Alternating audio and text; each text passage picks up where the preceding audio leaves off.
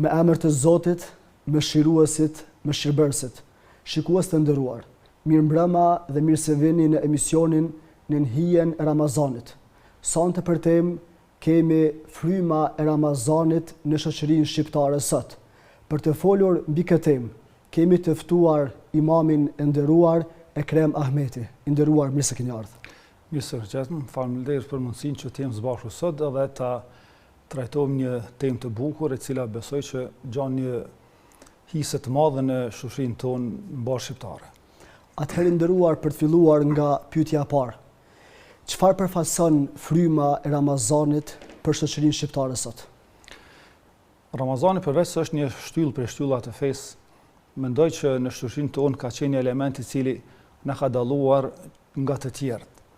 Dhe këtë e flasim në aspektin pozitiv.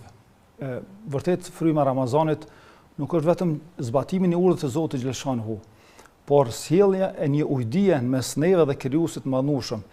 Dhe natyrisht kjo është shfaqur çdo herë në shtëpitë tona, në rrugët tona, në lagjet tona, kudo që kemi banu.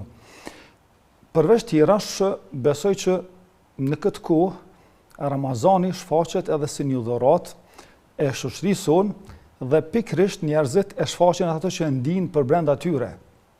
Do shta në ditëve të zakonshme jashtë Ramazanit, ne secili me angazhimet dhe detyrat e veta, ndonjëherë edhe adhurimet me cilat ne ngarkohemi me to ditore, sikur është namazi, i kryjmë në shtëpitë tona ose në vendet e punës. Mirë po, mendoj se Ramazani e sjell një ndryshim dhe vërehet ajo ta quaj kështu një unifikim edhe në aspektin e ibadeteve edhe për dëshmërisë sonë, edhe sikurse gjatë tërë ditës mundohemi që ta orientojmë ditën nga syfyri dhe në kohë të caktuar të vinë edhe në iftar, me fjalë mundohemi që ato detyrat tona ditore që i kemi mos t'i shtyjmë për te asaj që është iftari. Pra Ramazani vrehet me ndikimin e tij, vrehet me pranimin e tij në mesin e shoqërisë tonë shqiptare. Besoj që reflektimi i Ramazanit në jetën tonë është i dukshëm.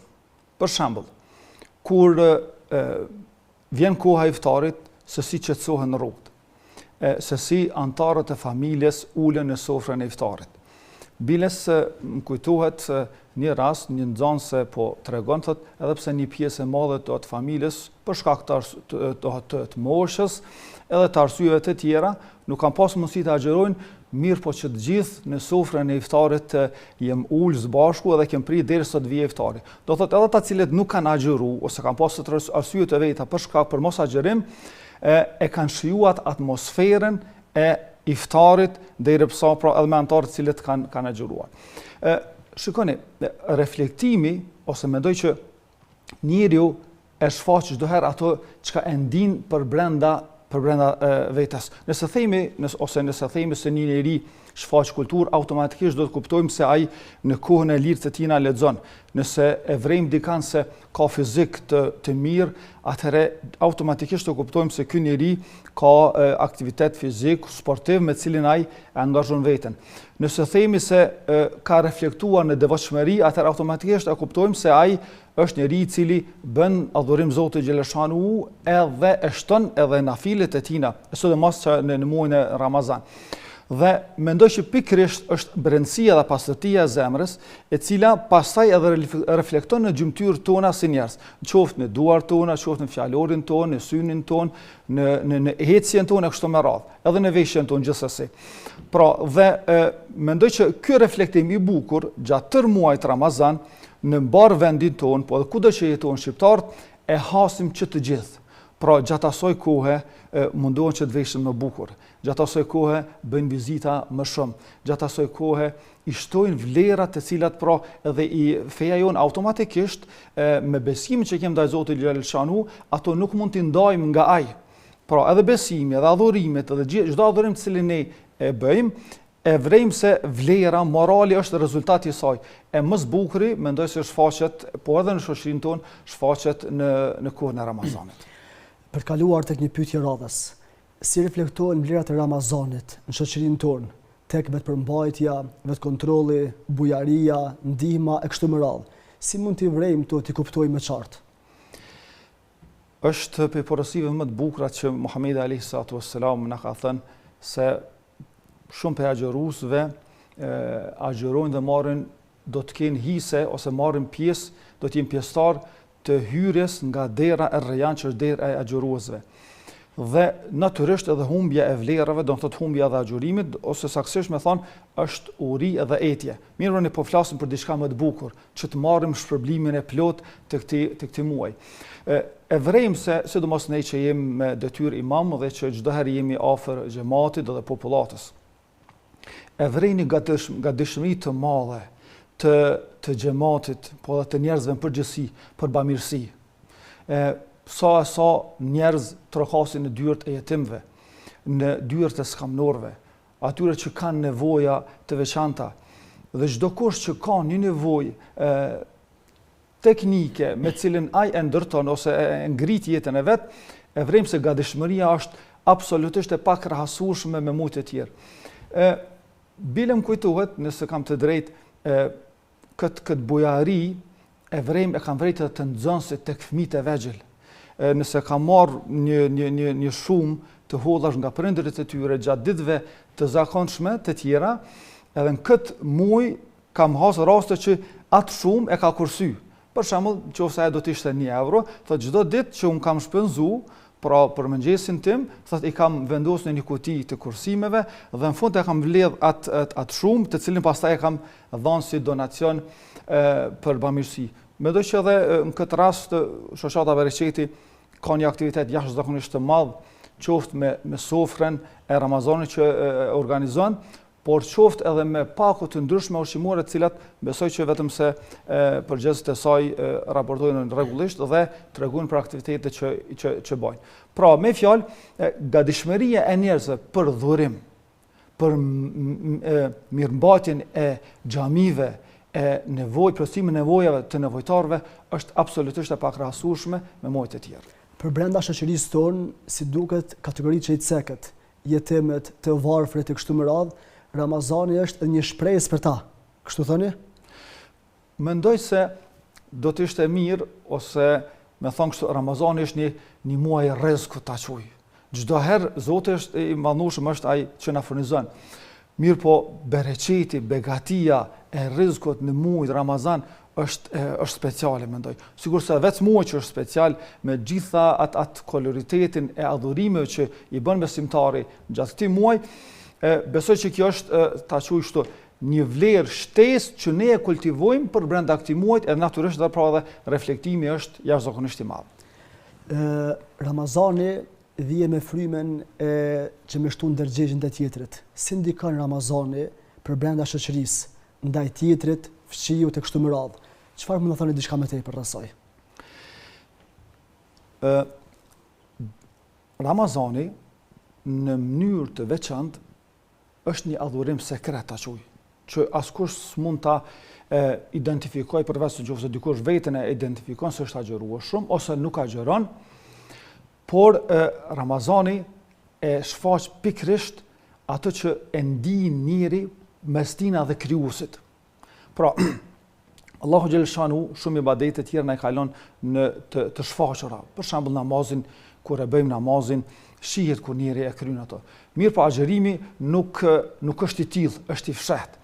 Dhe e vrejmë se pikërisht kjo fshehtësi aludon në diçka. Cila është ajo? Aludon në fshehtësinë e imanit që ne kemi në zemrat tona. Pra, ky agjerim vjen që neve që të besimin, që shahadetin që e kemi thënë me plot zemër, ta ngrit, ta forcon. Edhe në momentin kur besimi tek njeriu forcohet, ai automatikisht do të reflekton tek tjerët. Muhamedi alayhi salatu wasallam çka tha? Merr Xhibrili dhe me porositi aq shumë për fqiun, për kojshiun tim që të kujdesna, saqë një ditë kam menduar se do ta fut në listën aty që janë trashëgimtar. Pra kjo vlerë, kjo thënë Muhamedi alayhi salatu wasallam tregon se morali duhet të jetë rezultati final.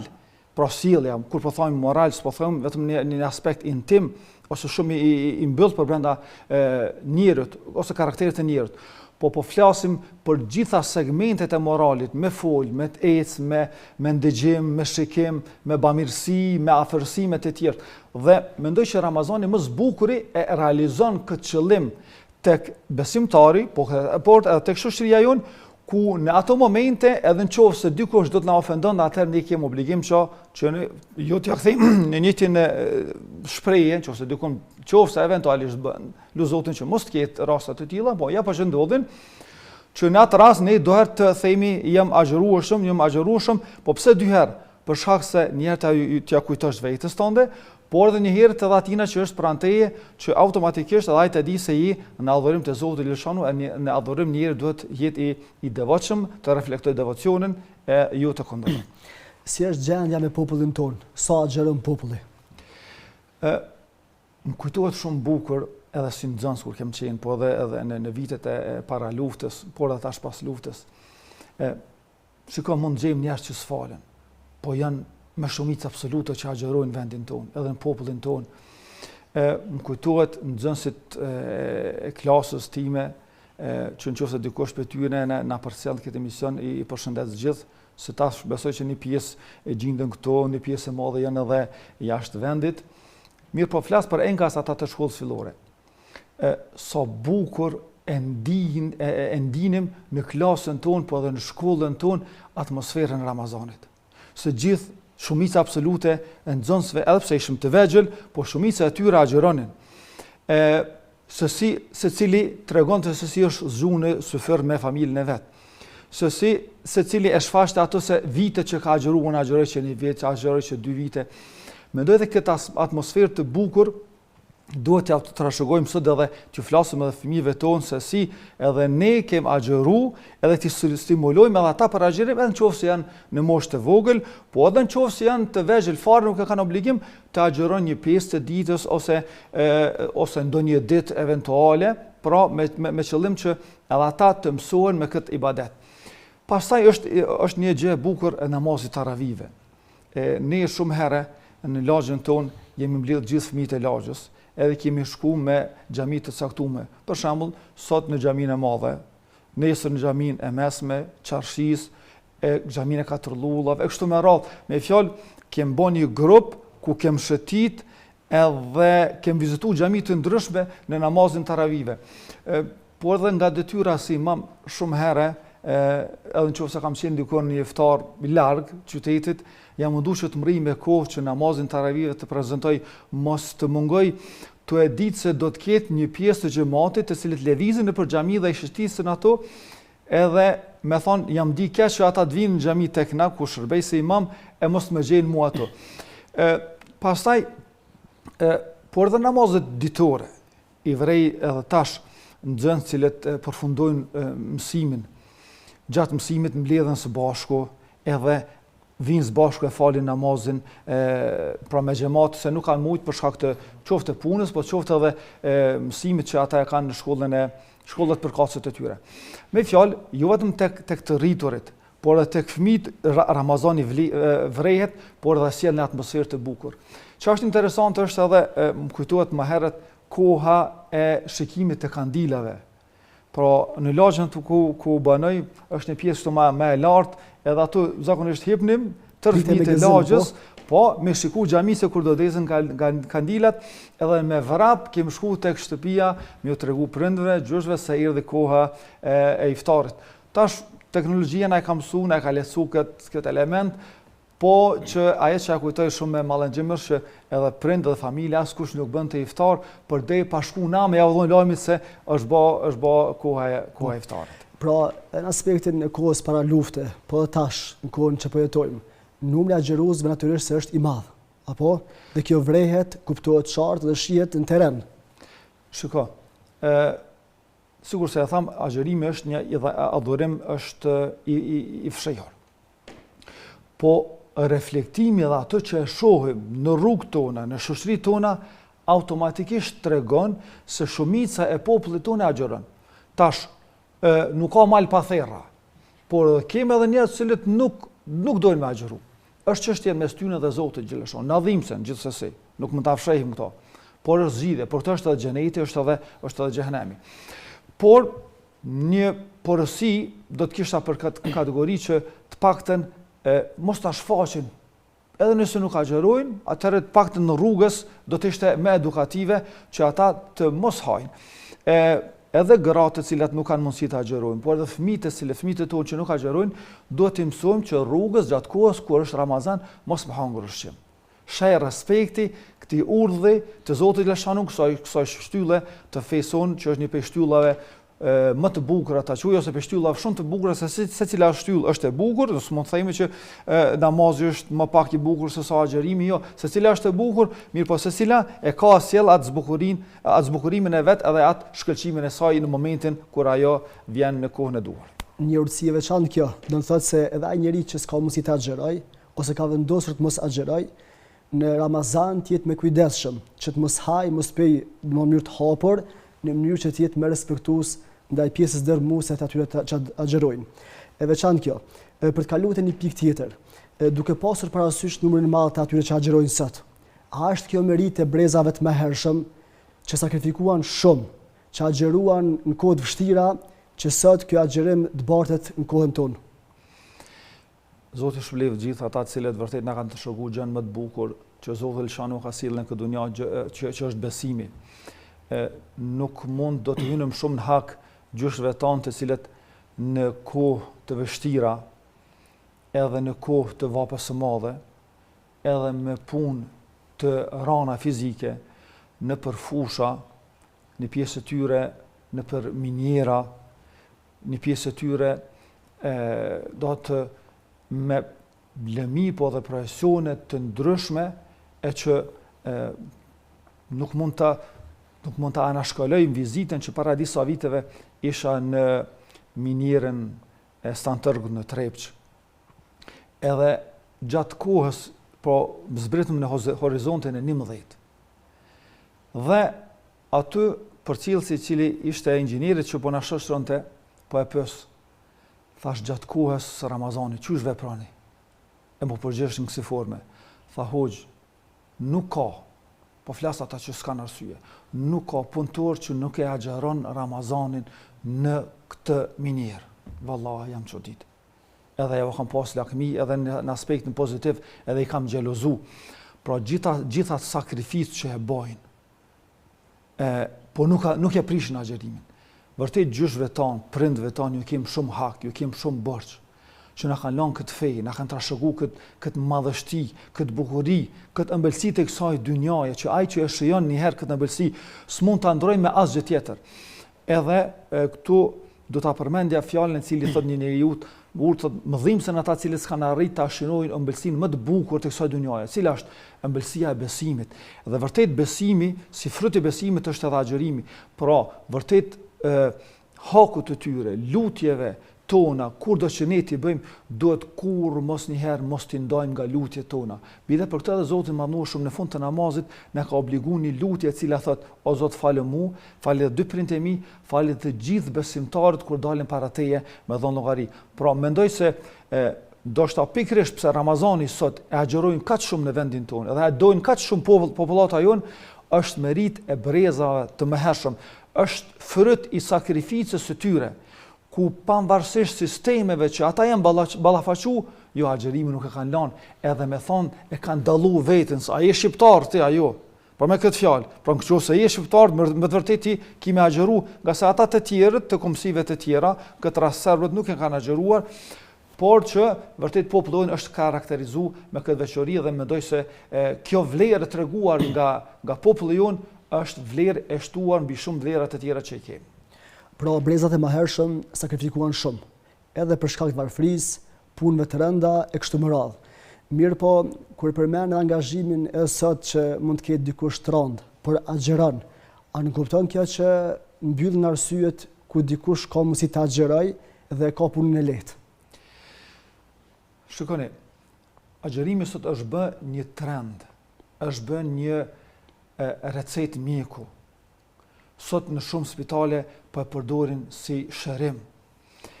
Njeriu i cili ka arsye të veta, feja jon i ka lejuar të tillë. Mosafirin, gra shtazana, nana gjidhënse, fëmijët e vegjël, ata që janë të shtyrë në shumë në moshë e kështu me radhë. Pra, me agjerim obligohet kategoria më vitale e shoqërisë. A dini pse? Se pikërisht kjo shoqëri do të bartë barrën e gjithë tyre e kësaj pjesë të kategorive të tjera, e fëmijëve, e të smurëve, e të pleqëve, përgjithësisht këta do t'i bartin. Pra Zoti Mandueshëm me agjerim e ngrit dhe forcon njerin edhe në aspektin shpirtëror, por edhe në aspektin fizik. Dhe dobit në aspektin fizik janë aq të panumërta, edhe aq të shumta, saqë do është e vështirë ti numërojmë, por mbi gjitha mendoj se është një lloj riorganizimi fizik edhe shëndetësor që besimtari e merr në këtë muaj me agjerimin që i bën. Dhe ai cili pra ka mundësi, por edhe ka vështirësi ka pak në punën e vet, mendoj se ai duhet të agjeroj me përjashtime kur atij lejohet. Por këtu besoj që përdesa vëllezërit tonë në horizontet atje në minier e agjerojnë, ne që jena mi tokë nuk kemi arsye për me prish. I nderuar, si që ndën raporti i mërgjimtarëve tanë me Ramazanin? Zoti shpëleft dhe i ruajt gjithë ata vëllezër dhe motra që jetojnë në gurbet, vërtet një pjesë të shpirtit dhe zemrës tonë ne i kemi atje, ajo pjesë e popullit e cila jeton në ato vise, e lutem Zotin Lshanu që t'i begaton, t'i ruaj ata dhe fëmijët e tyre. Dhe vërtet ne kënaqemi kur i shohim ata kur i vizitojnë dhe na vizitojnë, edhe gëzohemi shumë kur vinë në shtëpitë e tyre, por vinë për brenda shtëpive tona, sofrave të përbashkëta, dhe atë kënaqësi që ne e ndijmë kur vinë ata është e veçantë. Disa vite më kujtohet shumë bukur të afërmit e mi, pra nipat edhe mbesat, sa ishte gjatë kohës Ramazani, gjatë kohës së verës, se si ata pushimin e verës e organizonin me ardhmë gjatë kohës nga fillimi i Ramazanit deri në fund, për ta shijuar atmosferën e Ramazanit së bashku. Vërtet larg familjes është një atmosferë tjetër, larg shtëpisë është një atmosferë tjetër. Me thonë drejtë mos ju paqa borç, po e tham këtë shprehje që përdorim ne të gjithë pra në popullin tonë. Në Ramazanin nuk kisha pas qef me përjetu ose me kanë gjatë ditëve të Ramazanit jashtë shtëpisë. Përjashtim në Qabe, këtu s'ka krahasim edhe në Medinën me Muhamedit alayhis salam. Për ndryshe në vendet e tjera nuk kisha me jau preferu mirë, po nuk është që po them jau kisha preferu, por për veten time s'kisha me jau preferu. Dhe ata cilët vërtet kanë mundësi dhe kanë vrejt shumë për tyre, po kam edhe shokët tonë cilët jetojnë për qytetet ndryshme në Evropë, e vrejmë se një pjesë të Ramazanit, qoftë fillimin ose qoftë fundit, e ndajnë një pjesë të pushimit dhe vinë e shijojnë atmosferën e Ramazanit në shtëpi, pra në vendlindje. Ajo që është më e bukur është se shumica e tyre agjerojnë, pavarësisht punës fizike që e bojnë një pjesë e madhe e tyne, ose edhe në lamit të cilat ata punojnë, profesionet të ndryshme që ata i kanë zgjedh, po e përmenda si një kategori më të rënda aspektin fizik, e vrej që vërtet agjerojnë shumica absolute e tyre. Atmosferën e syfyrit e ndinë së bashku që të gjithë mundohen që kohën e iftarit, momentin që ata pra e kanë kohën e pauzës e shfrytëzojnë për punë edhe që të mrinë me kohë në iftar. Me fjalë, është një atmosferë ta quaj kështu ndihet, por jo në masën që shëndim dhe e kemi pra edhe pse në situatë që kalojnë, natyrisht sakrifikojnë shumë. A mund thuhet që shpërblimi i tyre mund të jetë më i lartë se joni? Për shkak sakrificës. Varësisht prej ne çdo herë lutemi Zotin Lshanu që ai të na lehtësojë çdo gjë dhe jetën, por edhe kryen e ibadeteve. Por varësisht edhe për vështirësive të cilat e kemi, ato është edhe vlera e shpërblimit. Kështu që mund të them lirisht se ata mund të kenë edhe shpërblim më të madh te Zoti Mandueshëm, nga se kanë sfidë më shumë, janë një ambient larg shtëpisë, larg familjes, ndoshta një pjesë e tyre janë edhe bën jetë të vetanake, do jeton vetë në banesën e vet, aty duhet me përgatitur ushqimin, pra si sufyrin ashtu iftarin, dhe obligime tjera me cilat ata ngarkohet në jetën e përditshme, por që lutim Zotin Lshanu që t'u pranon aty edhe neve, dhe natyrisht po mendoj se edhe shpërblimin do ta keni më të madh. Cili është mesazhi përfundimtar për shoqërinë shqiptare sot? Agjeroni. Duheni agjerimin. Afroni tek Zoti Mandueshëm. Shfrytëzoni këtë muaj që të afrohemi të gjithë tek Allahu Lshanu. Aq më shumë që të afrohemi te Allahu Lshanu, aq më të bukur dhe më të sjellshëm, edhe më të harreshëm do të jemi edhe me njëri tjetrin, por dhe jeta jonë do të jetë edhe më e lumtur. Imam i nderuar, të falenderoj shumë për angazhimin dhe kontributin mbi këtë temë. Natyrisht se u përmendën gjëra të bukura, Zoti shpërbleft. Amin, falënderit se juve, është e kënaqësi. Lutem Zotin lëshonosh gjithëve të na mësoj të hyjmë ka dera er-Rayyan, dera agjëruese. Amin. Shikues të nderuar, këtu përfundon emisioni jon. Deri në takimin e radhës, paqja e Allahut qoftë mbi ju.